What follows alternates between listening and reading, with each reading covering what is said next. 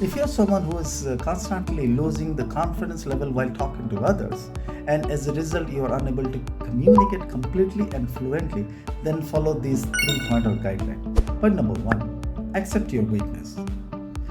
Know your weakness, allow yourself to do the wrong things, which actually we hesitate to do it, and it can ease your complaint and help you to grow your confidence. Number 2, shift your focus to them. Do not think about problems, think about the service. Ask yourself about your why. Point number 3, be yourself. Okay, represent your uniqueness, your originality, so that the audience will connect with you directly. Dear friends, if you want to know more in detail, join our Facebook group. The link has been provided in the description.